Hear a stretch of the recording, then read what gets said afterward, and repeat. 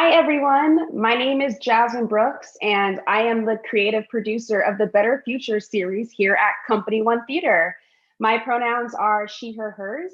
Thank you all so much for joining us for episode 3. Along with our panelists, we're also joined by Kenzie and Michael, who are our ASL interpreters for this evening.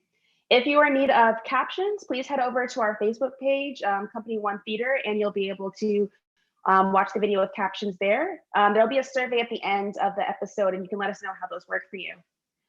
Before we get started, we'd like to begin to acknowledge that Company One Theater produces work in Boston, which is the ancestral and unceded territory of the Wampanoag, Nipmuc, and Massachusetts people. We affirm that it's important to understand and honor the history of Indigenous people, the land of the Indigenous that we occupy, while recognizing that this acknowledgement is insufficient and does not undo legacies of violence and displacement of Indigenous people. But we aim to take small steps in future of decolonization and reconciliation. Thank you so much. So the purpose of the Better Future series is to gather together Boston's artists, community leaders, policymakers to better understand the needs of our community and our neighborhoods, to reimagine a future both in response to the current pandemic and the ongoing fight against the deep-rooted culture of white supremacy. Now, at this moment, I wanted to introduce all of our panelists for today's episode. I'm excited to introduce Monica Cannon-Grant, Ashley Rose, and Summer L. Williams. So you guys can come on. All right. Hi. So I'm going to give a little bit of an intro for all of our panelists today and tell you a little about them. So Monica Cannon-Grant is a Boston native activist and community organizer. Monica is the founder and CEO of Violence in Boston and has also led several protests and marches in Boston, including the most recent Franklin Park protests that was in a protest for George Floyd's murder, and also the countless victims of police brutality. And that protest saw 55,000 people attend. She's also one of the organizers for the Hands Off Our Pride protest, which was a counter protest to the straight pride parade that happened last year. And she was also one of the organizers for the White Supremacy March, and which was a counter protest to the Boston Free Speech Rally, which was the response to the white supremacist action that was happening in Charlottesville. And that was a counter protest to all of that in 2017. And along with that, Monica is so amazing with providing back and giving back to our community. She's really responsible for providing meals for families and that are in need. She's worked with the Tito Jackson Community Fund to sponsor giving turkey dinners to families. And at the beginning of the pandemic, she was instrumental in providing 1,750 meals a day, which was really awesome to different families. And she was also just recently named the 2020 Best Social Justice Advocate by Boston Magazine. So yay, Monica. Now I want to introduce Ashley Rose. Ashley Rose is an award-winning Haitian American educator, poet, playwright, like a person of doing all of the things. She wears so many hats. She currently works at Suffolk University, where she's creating a curriculum and training for educators, corporations, and institutions in the areas of restorative justice and arts and sciences. She's also she was one of the lead organizers that was responsible for the implementation of participatory budgeting in Boston and teaching STEAM, peacemaking, and poetry in schools, drug rehabilitation centers, and community centers for over 15 years.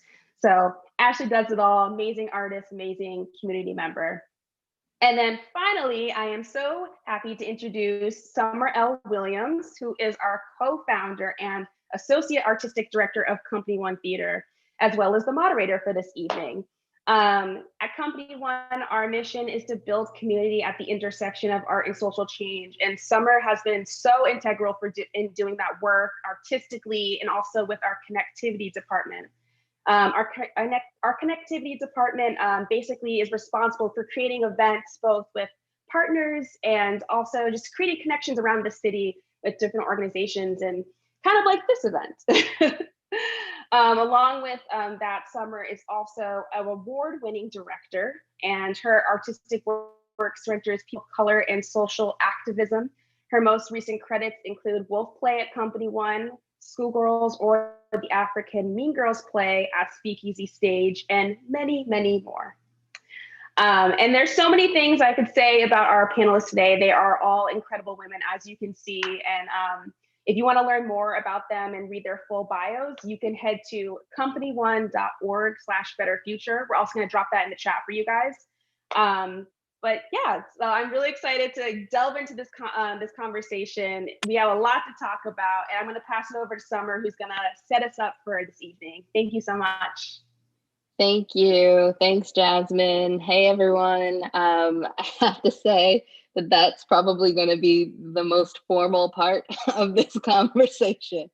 I can't tell you how hyped I am to be in this conversation with two like incredibly, supremely strong, resilient Black women who are constantly giving to their community, constantly giving back, constantly putting themselves to the side and putting other people forward. And we're going to get into that because also that's not the healthiest of habits. So I am really excited to be here in this conversation with you.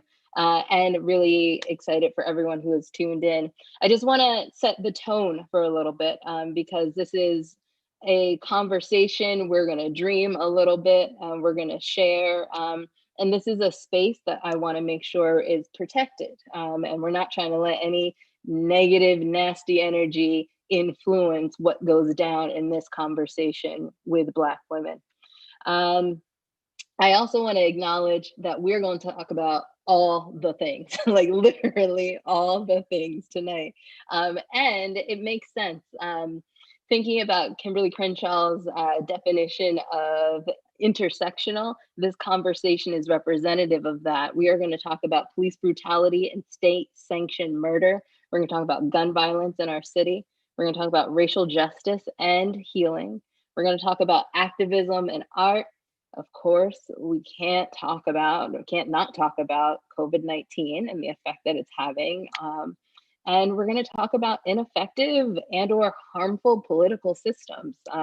So all of these things are going to be in the mix. But first, we really want to kind of be brought into a mind space. And we're going to turn to our poetess, our unit playwright from our Playlab program at Company One, our professional development for actors alum, just a real scholar and gem and queen in this work, Miss Ashley Rose, and her piece, The Haunting.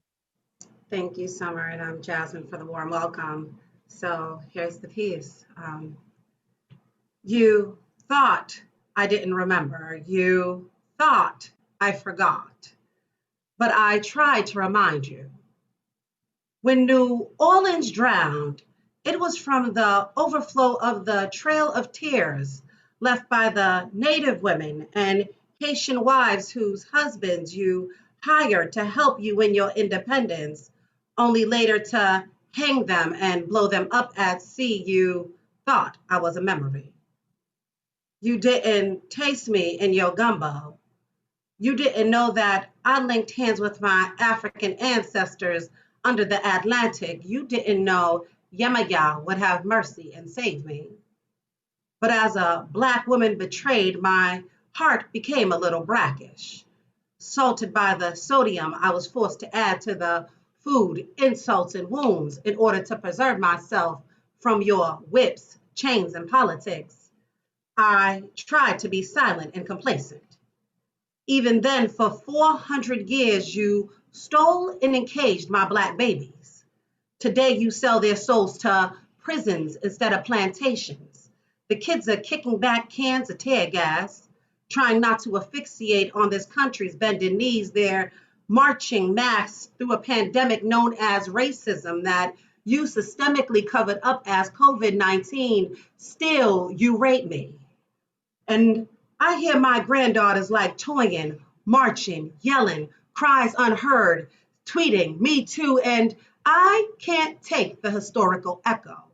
So America, I've awakened, and this will be your reckoning. I put your buildings ablaze, put fire to tongue, turned your lullabies into lyrics about lynchings. I remixed Billie Holiday and Ida B. Wells, made my babies go vegan, yet still question your strange fruit. Why do we still hang? So I turned their bedtime stories into Ku Klux Klan night rides. At circle time, I taught them astrology so they could follow the drinking gourd to free. They are the Christmas me. Light years ahead, but back from another galaxy. Great grandbabies would be head white supremacy and the statue of your son Christopher Columbus in the most racist city of Boston, defeated back to the mayor like you did my sister Medusa. See, you didn't know the black woman was crashing the Tea Party.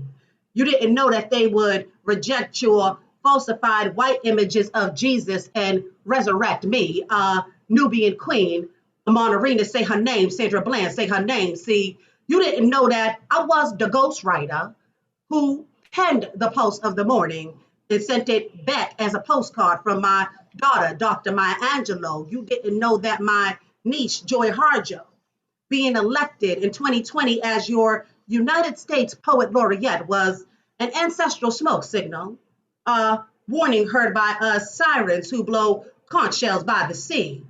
Tell your police officers who used to be my grandfather's land snatchers and turned into my grandson's slave catchers that you don't want to be warring with me. Not for another day, not for another decade, and damn sure not for another century. America, let my children's children's children's children be free in this land that was built on a black woman's back, or forever be haunted by me.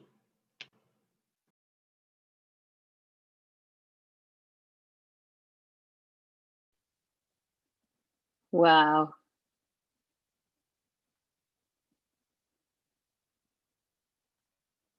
Wow. Thank you so much, Ashley. I was I'm sorry because I wanted to, like, I was yelling, but I was on mute.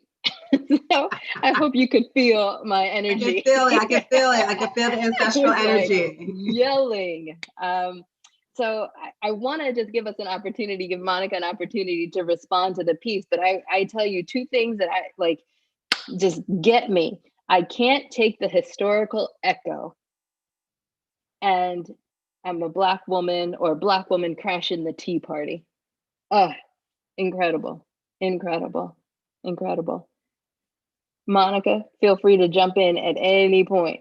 So I used so many expletives. I was like, damn, the whole time that she was going on. I think the part for me was the grandfather being the slave catcher and then ending up enslaving. Listen, all I kept saying was damn. But Ashley's dope and she knows it. And I'm such a huge fan. I think that everything she said ties right into what we're going to talk about, just about the amount of weight that Black women hold all the time, and everything. I think, you know, they highlight us when they want to use us and they discard us so easily. And yo, she did the damn thing. I know Monica, that. you were a catalyst for that poem. You wouldn't have known it, but as a poet, I'm looking at what's going on. And I thought about a line with you and Fannie Lou Harmon. I was like, I gotta ask her if I could do Fannie Lou and her together before I mention her name. But you're like the Black woman, you've been carrying that, you know what I mean, in the protests. I watched it. So thank you for what you do. You wouldn't have known it, but yeah. I was like, yo, like she's talking about us right now. Okay, then you felt it. Then you felt it. As a poet, that's what I need. If I paint the imagery, did you feel it or not? If I tell you it's that shit. But I wanted to make sure you felt it in there because I was like, I had to ask you if I could ever put your name in it. And I'm like, listen, that might be kind of corny. You should have did it. It would have been an honor because that right there. Woo, I got you. I'm putting it in there. Okay. So this is going to be my next question. Like I hear that Monica inspired it. I would like to hear some of your other inspirations around it. And then I want you to talk to us about how it talks to right now, the moment that we are in right this second. Definitely. Along with, so when I wrote this piece, Monica had just put on the march that particular Monday or Tuesday. And I was feeling ablaze. I'm a fiery person. My rising's in Sag, you know what I mean? So I felt ablaze. So I went to seek water. I had to go to the ocean. And literally when I came back to the ocean, the piece was a little different because it penned itself, which I was, you know, there was some sort of surrender I had to give in regards to, the amount of rage I was holding from the protest, right? As a Black mother of a young Black son, like there's no way you could have experienced that full moon in Gemini that month and not really needed to say, like, find sanctuary. In regards to inspiration, definitely my mother. My mother's a proud Haitian woman from Tiguave, and she always told me the truth. Like, she been told me, like, no, in the United States, when we helped them win their freedom, they sunk the ship with our best soldiers in it, with our best warriors. Like, she would always talk about the hate that Haiti got. And so, and especially Haitians, we got Taino Native Americans on our land. We know what it's like to welcome them and for them to destroy us. But also the idea that America has to realize, in regards to karma, we gotta do some reckoning. And it has to be higher than the physical realm to me. It's spiritual in a lot of ways. I don't believe in serendipity that much. I believe that everything is very purposeful, and yes, it will be beneficial, but we have to first look at the hate. So in regards to poets, Joy Harjo, like I said, when I read certain poets' work, I'm like Ecclesiastes, like, you think you do something new and they already did it. And you realize this has been a battle women have been having for a while, but much like reaching a point of nirvana, what I'm wondering is, when do we stop the rebirth?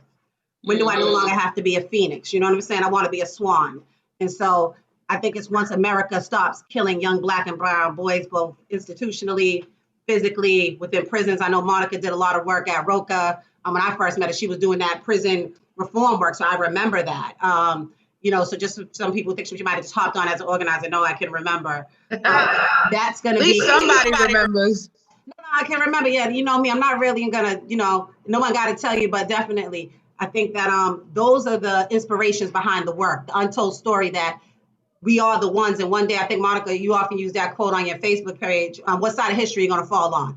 I felt the historical voice had to speak. So that was the inspiration on that, Summer. I want to come back to this. I'm going to come back to it a little later because I wonder if we're close to that moment right now. Like, I wonder if we're slowly sort of building toward this reckoning moment, whatever you want to call it, this like opportunity to elevate higher, to like get to actually where we want to be and where we need to be.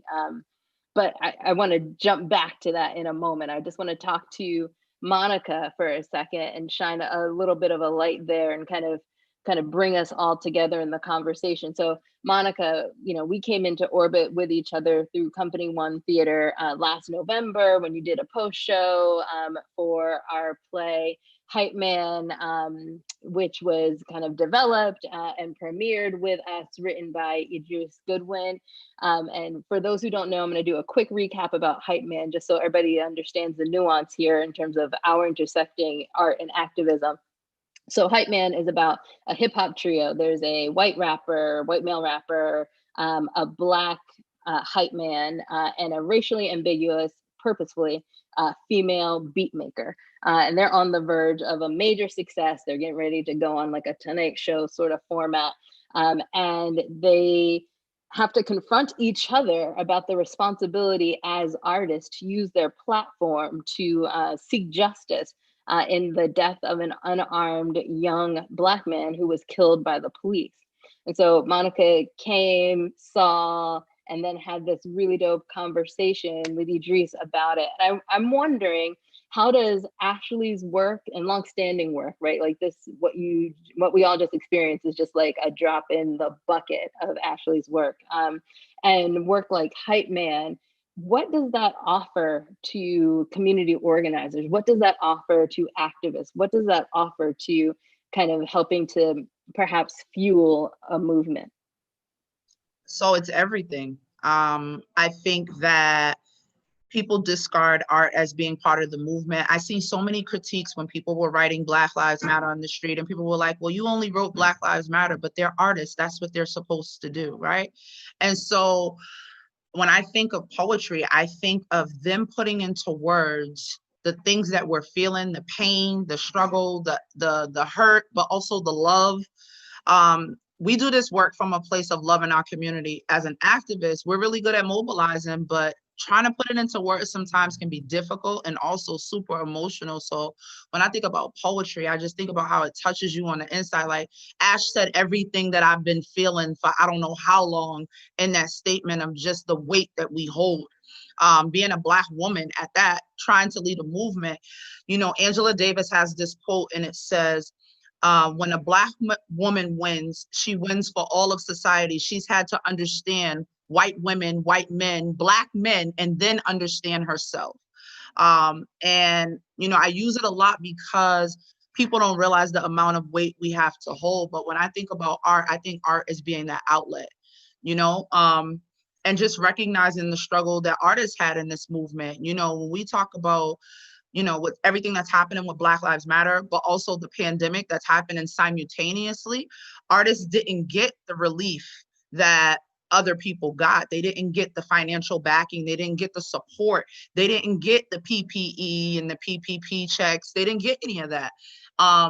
And oftentimes we negate that if they didn't exist, our world will be black and white and just bland and plain and not a fun place to be. I feel like poetry and artists bring color to our situation. It can be a pressure relief in the midst of tragedy. You know, it can be so many things.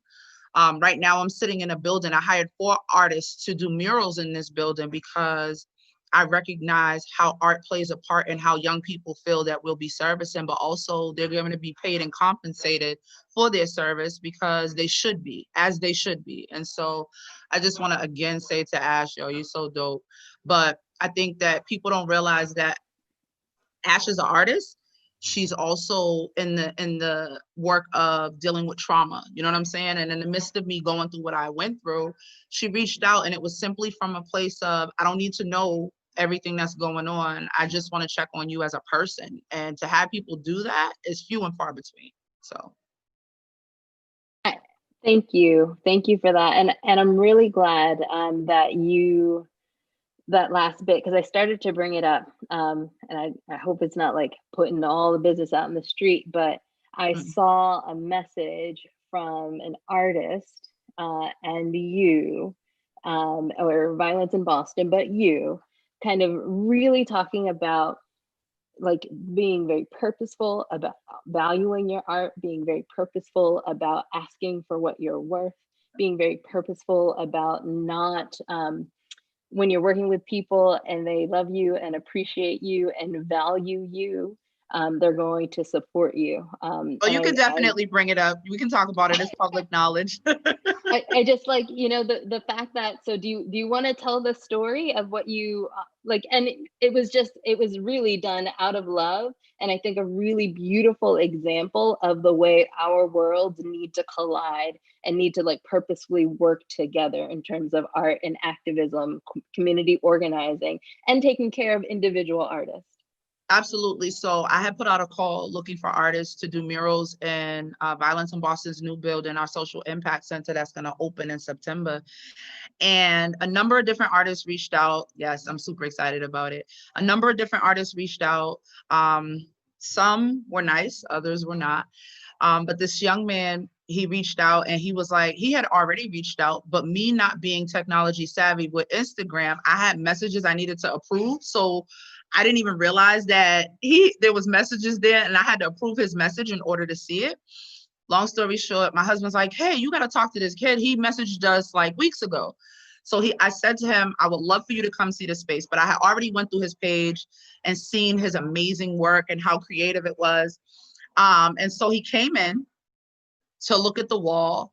And I said to him, so I just want to let you know, I want you to be one of the artists. And he was so amped. He initially thought that I was asking him to share the wall with someone else. And I said, no, each artist gets their own wall and you do with that wall you choose. And he's like, are you serious? He was just super excited, but also super humble. And this young person is so talented that it's disgusting, right? And so I said to him, okay, so go home. Think about it. I'm gonna send you the information. Send me an invoice and let me know what your price quote is so we can get the process started. And he had me nervous because I had asked for the invoice a couple of times and he didn't respond. And I'm like, did he change his mind? Oftentimes what I run into, and this is another conversation, is as a Black woman and as a CEO, people look at how I dress and assume that I'm broke. So I also know that, you know, artists sometimes struggle with that, with their pricing. And so he was taking his time. And I said to my husband, I'm like, I hope he don't change his mind because he's so talented and I would love to have him. And I messaged him again. I'm like, hey, still waiting on that invoice. And he sent it over, but he sent it over with this disclaimer. And he said, usually I charge X amount of dollars to do this work, but I really want the job and I want a relationship with you to do this work. So this is my price. And I looked at the price and I'm like, he's got to be kidding. The amount of work that this young person has done, that number is just not going to work. So I declined his request through the invoice through PayPal, but I immediately sent the email because I didn't want him to panic. And I go, hey, with your level of work and creativity, you need to be paid what you would normally charge for a job like this, but I'm also going to give you extra.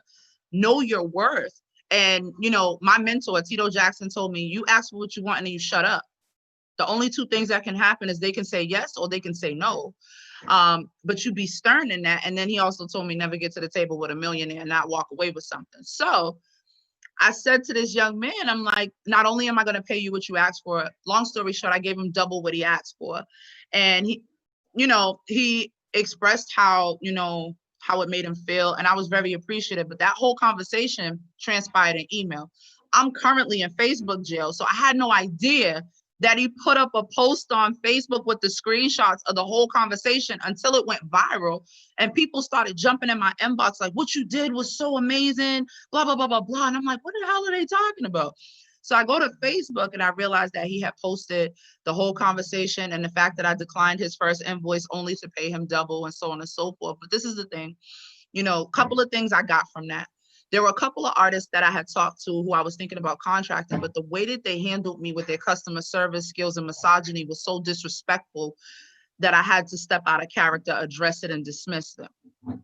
The second thing is you know, artists are never paid what they're actually valued, right? And they have so much creativity that none of us could do on our own, and they get lowballed. And so I felt like somebody has actually lowballed this young man before, given the way that he interacted with me and not paid him his worth. But the other thing is self-doubt. And if I can encourage him, ask for what you want and shut up and wait for somebody to tell you otherwise, right? And also realizing that as an activist, I know the disparities that artists go through. So then how am I mobilizing a whole community and not being valued in the way that I treat artists? And so instead of hiring one artist, I hired 4. And whatever they sent me on the invoice, I paid, regardless of what that number was. And that was my value to hiring them to do murals and violence in Boston. But shout out to London Customs. Y'all follow him on Instagram. He's done work for Waka Flocka. He's done work for Bobby Brown. Amazing, amazing, amazing artist. And he deserves every ounce of that and more. But that just speaks to your value system. And it also is, I mean, it's in conversation with everything, right? You were saying earlier, it's mentioned in Ashley Rose's poem that, like, you know, COVID-19 is just like literally continuing to reveal all the other things that we knew was already there. A lot of people already knew it was there and like to cover it up and sweep it under the rug and pretend. And this is just another thing that people are like, oh, wait, this is not being supported. That means it's not being valued in terms of culture, in terms of society, right? And we know that the artist, unfortunately, often feel like no one cares, even though we utilize the work of artists every single day. Every single day. So thank you for sharing that story. And also thank you for empowering younger artists and artists who maybe need to become more comfortable with negotiations and those sorts of conversations. And that story, the fact that that was, I want to say a victory story. I don't think that's the right phrase, but like that was like a point of pride for him, is going to encourage someone else later down the line. And I'm hopeful because this is the other thing. As a Black woman, we have the same issue. So I recognize what he was dealing with because I've dealt with it. I've lowballed myself. I've suffered from imposter syndrome. And I never forget, Tito said to me, he's like, dude, you did what most politicians can't do. You got 55,000 people together just because of who you are. He's like, how do you feel like you're not smart enough to be in this space? He's like, listen to everything that you talk about. But again, there have been times that I've lowballed myself. I downplay who I am based off of somebody else's thought process in regards to me. So I recognize what he was dealing with. And if I can help somebody skip a couple of the steps that I did wrong, Yes. then Yes. yeah, that's the goal. But that's what it's all about, right? Like if we're not helping people kind of bypass some of the bull that we had to go through, right? We're not doing our jobs accurately. Yeah. So that's really what's up. I want to ask one more question. This is specific to violence in Boston, but also a little bit personal. So recently acclaimed as Best Social Justice Advocate by Boston Magazine. I think I have some good thoughts about that I will share. Probably later. Everything that I done said to myself, like, you know. Right, but you've been instrumental in organizing all sorts of protests, visuals, supporting the victimized, feeding people. Like literally, that is the heart center of your personal and professional work. I want to know what brought you to this work and what keeps you going. And before you answer the question, I know that people love the bullshit and are even trying it right now as we are in this conversation. And if I believe this in my core, like I'm not about figuring out how to change an evil heart or an evil mind. That's just not my work. But I don't understand how anyone who is actually listening, like listening fully, could think less of what you do and who you are. And I want to just, I want to encourage people to engage. I want to encourage people to ask the questions. I also want to encourage people to stop stepping into bullshit just because it's there. And this is a great time for people to like maybe listen with an earnest, pure heart. So I guess I'll say this. I consider myself no different than most. I grew up, born and raised here, grew up in Dorchester, been in Roxbury 16 years. I have 6 children, 4 I gave birth to, 2 I adopted. I say 2 that God gave me. And I came to violence prevention work because somebody tried to kill my son on 2 separate occasions. The first time it was my oldest son. The second time it was both boys on my doorstep. And at that same time, my street had been shot up 15 times in that summer. And I got angry. I was in college 3 years to become a nurse. I walked away from college. I said, I'm joining every meeting in this community to figure out why this is normal and nobody is just as angry as I am. I had no intention of it going this far, to be perfectly honest. The last time that my house was a crime scene, Tito walked up the street. I didn't know him at the time. And they were like, that's a city councilor. And I was like, city councilor, so what you about to do? And I was like, whatever you do, I want to be a part of it because I want to make sure you do exactly what you say you're going to do. Fast forward, worked for him for 7 years. 2016, I didn't realize he was prepping me to run for office. I used to tell Tito, like, I'm not no politician, I'm your in the hood friend. And he's like, but you're the person who needs to be in office. And so 2016, ran for state representative, lost my election by 90 votes. Shout out to the new state rep, China Tyler, because, you know, we cool. And after that, in 2017, I organized the march. I reached out to a bunch of activists in the city, asking them to help me. And they were like, no, white supremacists are coming, but they're coming downtown. That's not the hood. We don't care. So I did it. 4 days, we raised $65,000 and organized 45,000 people. And then everybody wanted to talk to me if I had to keep it a buck, right? Politicians, activists, everybody wanted to talk to me at that point. I began to acquire political power that I now realize, but didn't realize at the time. Then straight pride came around. I heard that they were coming, doing this whole straight pride. I'm like, what the hell is straight pride? Like, it's the same white supremacists that I organized in 2017. So we did a hands off our pride. And my motto has always been is you don't get to touch us, right? So I did that. And then I jumped into just consistently organizing large and small. And a lot of the stuff didn't make TV because it wasn't big enough. But even when the young man got hit by the Boston police officer who was drunk and his brain was swollen and he was in a coma, I went down on the police grass, and it was like 20 of us protesting the fact that this officer needed to be arrested because he was on the clock drinking and driving and had hit a young man, and that young man was in a coma. And it didn't seem like anything was going to be done about it. In between there, I was 6 months pregnant and laid down on the mayor's floor with about 250 Black and brown kids to protest community violence and school closings, because I felt like it was a direct correlation with each other, because they were closing schools and those kids were going to be pushed into other schools, which was going to increase the classroom size, but also discourage a lot of them from continuing to attend. And so I guess for me, I said all of that to say this. So many people say a couple of things, right? And most of the people who give these critiques don't leave their couch. And I'm also in this frame of mind of not arguing with people that Harriet Tubman would have shot. But what I will say is that this, people say, well, you march all these large marches, what about Black on Black crime? Black on Black crime is a term coined by white people, right? Any population of people living amongst their own people is going to kill their own people. Chinese on Chinese, white on white, the whole nine. That's the first thing. The other thing is you march, and what about our community? When are we going to have a protest for the Black community? Well, when I was laying on Marty Walsh's floor calling him out for 269 days, it was Black people that told me to stop and send an email, right?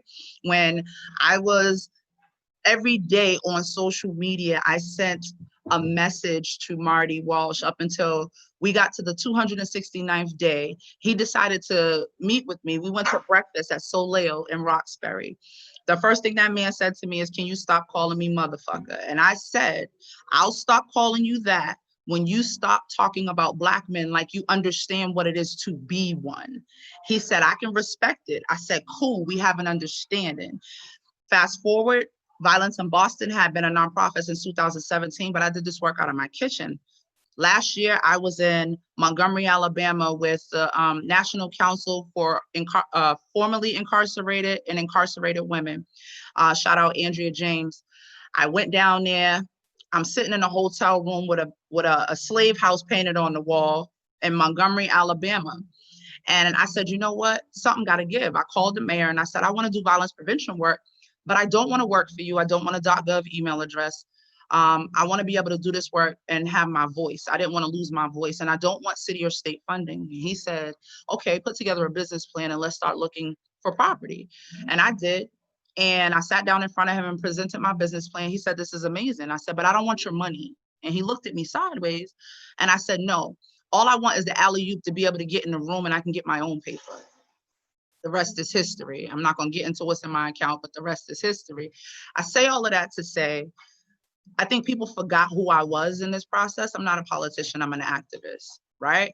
Which means I mobilize in multiple different ways. When people say, what's next after the protesting? The work that I've done this whole time, housing young men who get shot, and the hospital tells them that because they're gang involved, they can't give them home health aid services or can't send them anywhere. And us grassroots style in an inbox on Facebook, putting them in hotels outside of the city, and then applying pressure for them to get an emergency move and get their voucher moved so they can go live somewhere where they don't have to look over their shoulder. For me, what is the next step? Next step is our Backpack 68 program, where we feed BPS kids, because pre-COVID, there were 5,000 plus children who were already hungry and homeless going to Boston public schools, and COVID exacerbated a pre-existing problem. So that's the work that I do. When you talk about young Black men, as Ash mentioned, I was at Roca. My job was to pick you up the moment you were released, and I had to start from brass tactics, your ID, your social security card, your birth certificate, things of that sort. And then we have the conversation on a job and employment and all those things. But if you don't have a birth certificate, social security card, and your basics or somewhere to rest your head, I can't talk to you about a job because you got to worry about where you sleep in.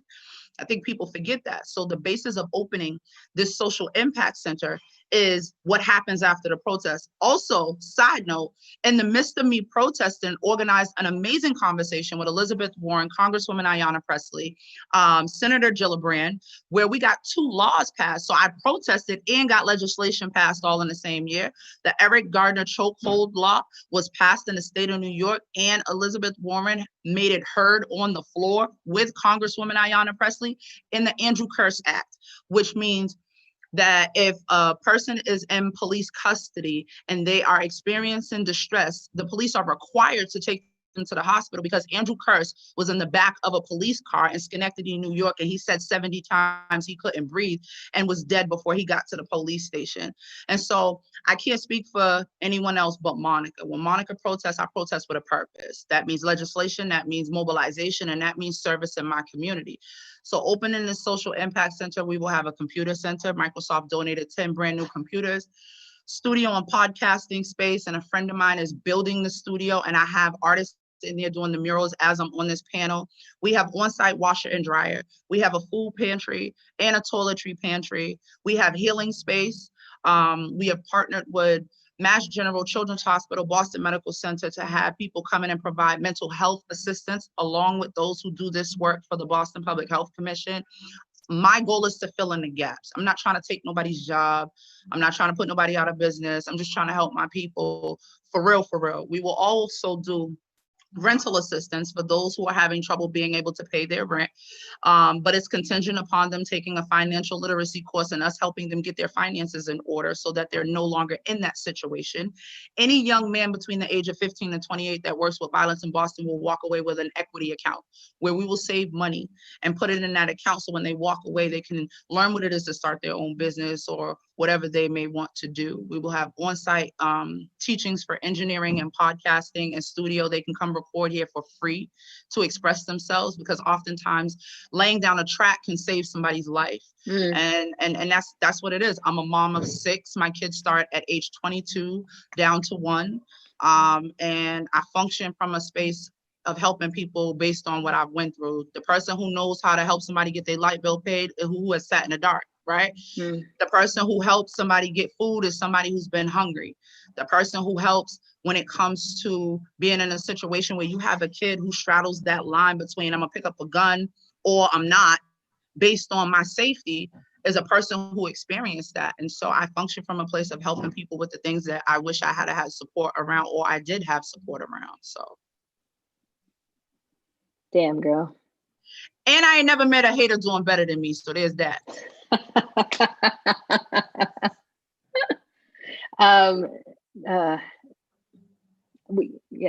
I could say all the things about everything, but like literally you're a person who is like beyond walking the talk. Like but I'm also not perfect, it. and that's the other piece. You know, the pressure that we put on Black women to show up, that, you know, anything that I've done with a purpose or by request. And so oftentimes I get defensive. When Black women are getting attacked, I get defensive. Am I going to apologize for that? Not at all. Because if somebody comes for Ash, I'm not saying a word. I'm moving on you, right? And the reason why is because oftentimes Black women don't get protected. When I experience what I go through in this community, even when I'm being attacked by people that look like me, there are few and far between those that stand up and say that's not okay and actually address what's happening. Oftentimes, I've even had people in our community say things like, oh, y'all should just come together in spite of the harm that's caused you. And I be thinking, y'all are rape apologists. Like, how do you tell somebody to engage with someone who has caused them harm while negating the harm, all for the betterment of this community? It's toxic, it's violent. And I've had to learn how to sit with that, just because it's happened so much that I'm not surprised anymore. But in spite of that, I've been blessed, right? Because I'm a true believer that what God touches, nobody can take from me, right? And because that is the case, even in spite of controversy, even in spite of hatred, I've remained to be blessed. None of my blessings have stopped. No bags have been fumbled. No relationships have been damaged, because those who knew me continue to know who I am. And for that, I'm grateful. But it's a struggle being a Black woman activist. And I think people forget I'm a wife, and I'm a daughter, and I'm a mom, and all those other roles. They forget all of those roles. It's just keep showing up for us until we throw you away. Let me move us on that because at Real Tunes on Instagram, this floated around, and I'm going to share my screen for a second, so be patient. And then I want to hear you all react to this, because this shook me. Can you all see?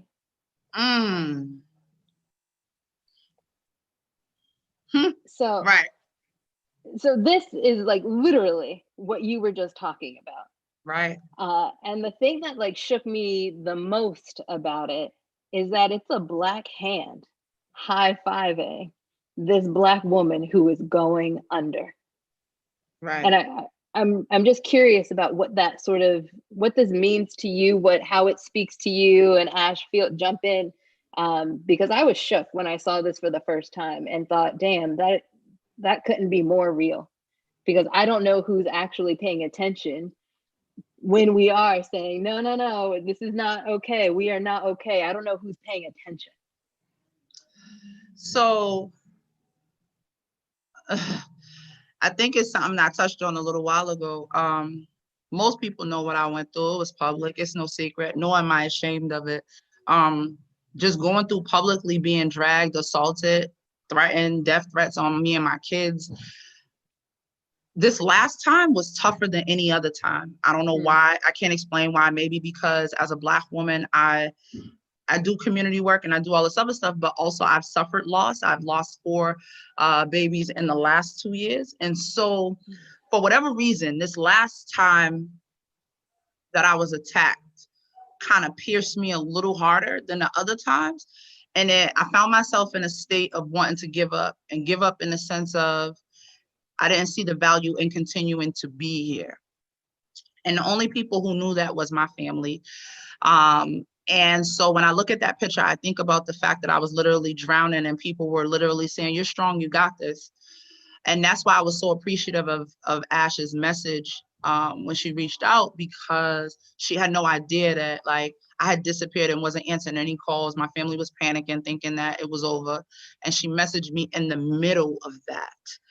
And I was real bitter. Like she was talking to me and I was just like, like, I hear you, but I don't hear you because I'm ready to check out. And I think one of the most frustrating things is when you're the strong person, nobody ever sees that you need to be held, or that you're falling, for that matter. And it happens a lot in our community and it's ignored. Black women are always seen strong. We get utilized for everything from voting to laying on the front lines to saying I can't breathe to putting our bodies in front of bullets. And we're discarded so easily. Like I'll never forget, I said a statement in the midst of what I was going through. I'm like, so you mean to tell me the words that came out of my mouth supersedes my life? When somebody can go live and say my life has no value, that's okay, and y'all think that is okay? I've spent more time talking about the words that I use than the protection that should happen in regards to my life. I felt gaslit. I felt angry. And I felt like, damn, like this is what it is to be a Black woman, because y'all love me until you don't love me no more. And I'm like, I almost felt like a rapper. I was like, it was all good just a week ago. Like, what's going on right now? And it'll put you in a state of, I never forget the last call with my husband after I went and had to just stay somewhere else to kind of decompress. I said, what is happening right now? I'm being gaslit. People are really talking to me like this is okay. But they're also acting as if they didn't know who I was. If you go through my Facebook page, first and foremost, nothing is a secret, right? Also, I get critiqued often because I have no filter, and cursing is like a second language, but if you curse, it just means intelligence, so I'm okay with it. So when somebody took something that was my norm and exacerbated it in the way that it was and made it into something way different, it was like, what in the hell is happening here? And one of the things I'm grateful for is this. There were so many people who reached out from a place of support that I didn't expect. And those that I did expect didn't reach out. And it said a lot about what they thought of me and how they felt about me. And for both of those things, I'm grateful. But that whole graphic you just used was me drowning maybe like a month and a half ago, and people were literally, they would have showed up to my funeral and told my kids how amazing I was, dropped off their floral arrangement and kept it pushing. Yeah, definitely. I can jump in on that. Please, I totally please. agree. I especially think about Meg Thee Stallion right now. Woo! That girl shot. is my heart. She's beautiful. To see her get shot and people when Black girls get hurt, it's made fun of. It's a joke. And I'm just watching this, like, so whether they're being strong or being vulnerable, they're always looked at as the aggressor, as the joke. You can't be Black, tall, and beautiful. You know what I mean? Luckily, my mom always taught me that that was only an American thing. You know what I mean? But to honor the darker skinned woman really needs to happen. But also when I'm looking at that particular image, it reminds me of little Black girls who are in our school system right now that we're watching drown, that we're labeling. You know, I teach restorative justice in schools and art, and I've seen it where little Black girls are allowed to fail, and sometimes it's that middle class Black woman that's enabling it. Like, oh, you know, she ain't gonna be nothing. She don't come from nothing because her mother doesn't come from anything. And I remember being that little girl who had to wear those things, and as you're sinking, it was just weird that some of the Black people will be the ones to watch you fall, but at the same time period, you'll find other people who will be Black and of other colors, you know what I mean, that will lift you up. So I think it's gonna, in order to lift the Black woman up because she's been so oppressed, it's gonna take an intersectional approach. It won't take one side or the other. So that was what your picture brought up for me. Also, Absolutely. I just want to say, it's funny. Yeah. Through everything that I went through, it was the intersectionality that was truly amazing, because there were so many people, non-Black people, that reached out to me, that sent resources. Shout out to them, right? Shout out to having accomplices in this work. A woman named Alyssa organized a whole meal train to feed my family while I was dealing with what I was dealing with, and made sure that meals were dropped off on a schedule. They did a whole fundraiser to ensure that I could get security cameras and things that I needed. Like, it was wild, the amount of support that I got, but also from elected officials that I didn't, and that were non-Black elected officials that reached out and offered their support. And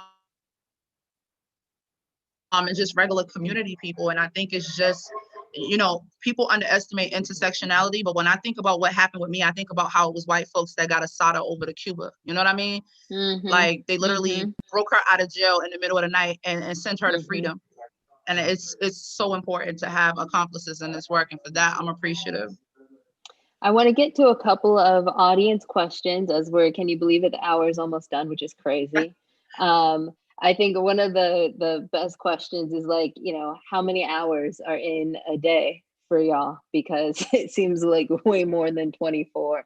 And I think that is, yeah. And also, I think a lot of Black women fall into that category. And I think I think my personal politic is a lot of women in general who are juggling all the things in terms of figuring out how to navigate this world and be considered less than. So we have a question from Sierra Sade Wade, who is asking what your thoughts are on the defunding, in quotes, of the BPD this summer. Definitely. I do a lot of work with restorative justice, so I'm on a lot of sides. I'm on, you know, with MCI, I'm on his side. My brother True, how are you? I want to give you a shout out to my brothers who have been there. But for me, I believe that the money needs to be reallocated. Right now, it's not working. Now, but I'm on a spectrum, right? Because I have my friends who are definitely like, get rid of police in school, get rid of them all over the place. But I'm from Archdale, you know what I mean? I grew up right across the street from the projects, and I've seen what happens. I've been in a fight before where police happened at Menino had an event, and they happened not to be there. It was the street workers who, I almost got a street worker killed before, you know? I don't know where Sean's at, but he pushed me in front of a car once. And when you don't have police officers there, it will be the community who steps up, but they need to be protected, because after he stepped up and took that hit that the police weren't there to hit, the city didn't want to pay his medical bills. So I think that we have to figure out a way, like, if Monica's under attack, I'm with everybody, 50,000 people were marching with Monica, but my big thing was when they would literally put up, I'm a mother, they put up a picture of this woman's baby. Instead they were gonna kill the baby, none of y'all was guarding her door? Like, where's the hood? You know, because back in my hood, there would have been OGs who didn't need Facebook or nothing, but they would have been there. So when I hear defund the police, I'm definitely with the reallocation, but I might be a little biased. Grubs, you know, I'm a Pal girl at the end of the day. I play ball and stuff for Pal, so I am a little more biased. I think that the money should be spent more on those, like my friend Carlene has this Act 5 program where they're doing artwork, the police are doing that. I want the flag football. I don't need you hemming up these kids in school though. I don't need the harassment that happens in East Boston because the people don't have paperwork. But I do believe that we can't throw the baby out with the bathwater. As we figure out how this needs to be moved, we need to reduce the funding, definitely put it into new places, and then let the community decide through Circle which schools want prisons, which ones not prisons. Nobody wants prisons, but which ones want the police officers and which ones don't. How we do that. So I think we got to really look at it all together, because I believe police officers are human beings too. But I'm not against police. I am against police brutality though. So if you're not willing to address that and you're an officer, defund you immediately. Yes. Yeah, so Ash hit the nail on the head. One of my biggest frustrations is the whole defund thing. It means it means remove funding, right? It doesn't mean anything but that. And I think when people try to interpret it to what they want it to mean is my frustration. I say FTP like it's a second language. I also play ball for Grubs. And one of the things that I'm grateful for is my relationship with the individual who just so happens to be a police officer. And I had to learn how to separate the two, because when I say FTP and they go, well, what about good cops? Well, if the good cops ain't stopping the bad cops from killing us, they're just as complacent. The other thing I struggle with is the origin of the police department was never to protect and serve us. It was to catch and return slaves. That's it. That's like a complexity within all of that. The other complexity that I have is that oftentimes police get complacent with doing the bare minimum as a deflection of the fact of what they actually do. And what I mean is they'll go do a basketball game or show up with an ice cream truck, but never talk about the kid who they had face down, ass up. You know what I mean? With their knee in their back or in their neck or what have you. And so my thing is let's have real conversations with our young people and talk about that complexity, because your kid gets to a certain age and that interaction with the police sets the tone for a lot. Forever. Definitely defund, definitely reallocate funds. I don't know if people are aware, but the Boston Police Department more specifically oversees about 35 organizations who do prevention work. They oversee their grants. It's hard to speak out against an entity and your paycheck is tied to it. So I'm very cognizant about where I accept funding from because of that. I'm also cognizant that there are Black and brown officers that get treated horribly within that institution. And we got to figure that out, because those are Black lives. And when we say all Black lives, we mean them too, right? Even in the complexity of them wearing that blue uniform, that's a Black life with a blue uniform on, who's treated poorly because they are Black. I just need them to realize that, acknowledge it, and join this fight with us. We're not saying that you don't matter. What we're saying is that police departments across this country focus and use the same code that they ask us not to use, which is a code of silence. They don't tell on each other. They don't speak out against each other. They don't stop other officers who are committing crimes from doing so. When we watched George Floyd be murdered on camera, there were 4 other officers that could have jumped in and say, dude, let up off his neck. And we're repeatedly in that situation of watching that happen. And so there's some complexities there, but definitely take that funding and put it into education. Our children need adequate utensils. If we're going to switch over to remote learning, our children need to be fed. If school is going to end up being remote, then what does that look like on providing food services to families who now have all their children at home? What does it look like to do violence prevention work remotely, which, by the way, some of us are going to have to be brave and come outside, because you're not stopping bullets from the couch. But yeah, I mean, it's tough. Definitely for me though, defund means exactly what it is. It's just what it is. There are complexities in that relationship that we have to acknowledge, because I've had Black officers who have been knocked off of the force, who have cases against the Boston Police Department, who have asked me to mobilize for them. And it's been weird trying to navigate that space as an activist that says FTP. Right. And if I could jump in on this last thing, Summer, which is just at the same time period, the police are often showing up. Any of my boys who got into situations when we were younger, it was about making money. You know what I'm saying? It was because they couldn't make money, they had quarries, couldn't get jobs. So you do what you got to do, whether that's considered illegal or selling drugs. But where's the city at with the youth jobs? They're killing each other more in the pandemic. Crime is up, shootings up, 27%, right? So what I'm looking, probably more than that since then. But What I'm really looking at is, if we're looking at deterrence, we got to sit up there and really start to think about where are their jobs, where's the outreach, where's the mental health situation, because some of these little boys inherit beef from 20, 30 years ago. They don't know why they don't like somebody from another block. They just know you're from that block, so we don't like it. But it's my belief, because I was that kid who had like 4 jobs. I was the peer counselor. I used to sweep in BNBL games, you name it. I had that money. So once we got money, we didn't do illegal things. So my big thing is the police don't need to show up if we give the youth a system so that they can actually create their own economic stability. That ties it right back to that historical echo that you were talking about earlier, right? Like that's a direct connection there. We are at 8 o'clock. I'm gonna see if we can like squeeze out another 2-3 minutes. I want to ask one question for a quick response, and then we got to hear Ashley's last piece. So the question is about like, what's this better future for Boston? So we just talked about defunding the police. We talked about gun violence going up. We're talking about needing to do a better job servicing youth. We need to talk about reallocation of funds. We certainly need to talk about voting. We haven't had a chance to say it yet, but we need to talk about voting. Monica, you did a great job of wrapping in. It's not just about the protests, but it's also about the legislation. It's also about like, it's a multi-layered approach to getting shit done. So if you could dream for a second, and we were all able to come together, Company One Theater, Ash's independent artist, poet, playwright, Monica's community organizer, all towards social activism and really trying to figure out how to get Boston to move to this better place. What's the start for you in that conversation? So the way I see it is creating a space where we tie everything together in such a way that the community can get behind it. And what I mean by that is like, so for those who are like, okay, well, you marched, what's next? What's next is we open this center. We be able to teach young people their history and encourage them to be civically engaged, right? And explain the correlation. I wasn't heavy on voting and being into politics until somebody explained to me that my landlord was into politics, that my doctor was into politics, that everything that I lived and advocated for and needed was political. And when I didn't get it, it was also political. And I think it's important to make that correlation.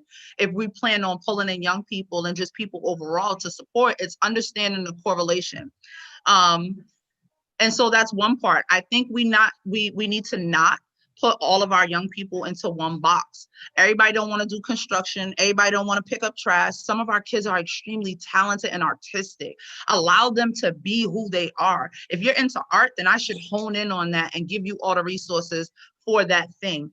If you're business oriented, I need to be able to empower you and give you the resources to start that. I think what we do poorly is mentor and pass the baton. Oftentimes, people of color specifically get in a position of power and they hold on to that power with their dear life.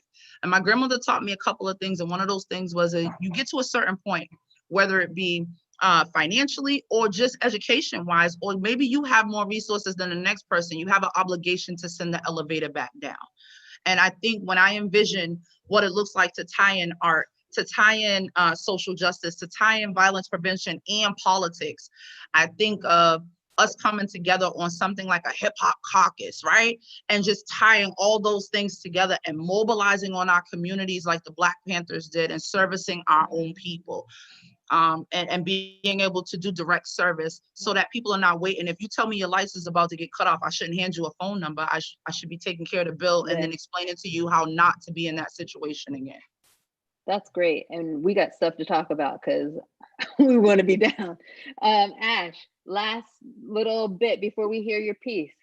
Definitely. In my eyes, if I dream for a better Boston, first it will be more accommodating towards people of color. Around the nation, people run from this city. I tell people I'm a Black person from Boston. They're like, but you and Paul Pierce, what? Like, they don't necessarily see us existing here. Also, I need some artist housing. Like Boston, I live on the avenue of the arts, right? But where's our affordable housing? We got more empty luxury apartments. And the average person who's in a shelter has like an 8-year-old, right? So we have these women in shelters, but empty buildings all around us. We really need to consider where we're going. Like, I'm a Mayor Menino girl, so anybody who runs for Mayor Monica, I'm going, Marty gave me an award, but I don't like where the city's going, so y'all can hang me I can be blackballed, but whatever. In regards to dreaming, I want to dream beyond failed initiatives and failed announcements and people being put in positions of positions, but having no power. I think once Boston really starts to elect people of color, we're the only major city who hasn't had a mayor of color. Like, that's what my dream is, to sit here and look back, like, the work that Mel King and people before us have done have not been in vain. These people deserve to see that within their lifetime. So that's my initiative. In that, we also vote 16. I think that we could be the first city that lets the 16-year-olds vote. Like, let the youth kind of say. Yes. In a different way. So vote 16 is probably my dream also. Yes. All right, Ashley, on that note, please, one more time, give us a piece. No worries, I'm gonna read this piece. It's called How to Wish on a Star in the Hood. It's hard to wish on a star when there are none in the sky. In the hood, street lights are all that illuminates your nights. Bullets flying past your window are mistaken for meteors or shooting stars. You learn to block out the sound of the police sirens. Let the music bring you to another planet. Playlists on rotation, allowing you to spin on Saturn's ring. See, leaving behind the past with every track you seek. Taking off to greatness. Looking to land on success. Pinky promising yourself that when you make it, you'll write your name across the sky in supernovas so that everyone back in the hood knows you made it. But until then, in that time for takeoff, don't lose hope. Make a wish on a street light. Put your headphones on and forget about yesterday. Tomorrow, I promise you'll wake up in a galaxy of self-love, orbiting around your own dreams. Wow. Thank you so much, Ashley Rose. Thank you so much. Oh my gosh, to Monica, to Summer, to all of you. I feel so full from this conversation. I know you guys are getting so much love in the chats. So incredible, so amazing. Thank you guys so much for this. This is so great. But yes, thank you guys so much, everyone out there, for tuning in. Just a little plug, if you love Ashley Rose's work and her poetry, she is joining us on Tuesday. Company One Theater is hosting an event called The Great Demand, Confronting the 19th Amendment. And Ashley Rose is one of our lovely playwrights for that event. It's an event that features short plays from past and present Company One Playlab Playwrights, and it's in conversation with community partners, and it's confronting the 19th Amendment as we are at the centennial of that amendment. We will also drop the link to register for that event in the chat, so feel free to check that out. Thank you all so much for joining us for episode 3. We're also going to put some action items following this episode in the chat on our website. So you can go to company1.org/betterfuture. That's in our description. It's also going to be dropped in the chat. And also, if you enjoyed today's programming, please consider making a donation to Company One in order to support future events like this. To donate, you can visit company1.org/donate. We'll also throw that link down in the chat. And lastly, we'll also be sharing a survey that's going to be in the comment section. Please fill it out and let us know about your experience today. We read every single one, and it helps us with crafting future events. And it's really great for us to hear from the audience. But thank you guys so much again. Thank you to Ashley and Summer and Monica. We'll see you all Tuesday for The Great Demand, Confronting the 19th Amendment. Thank you. Have a good night.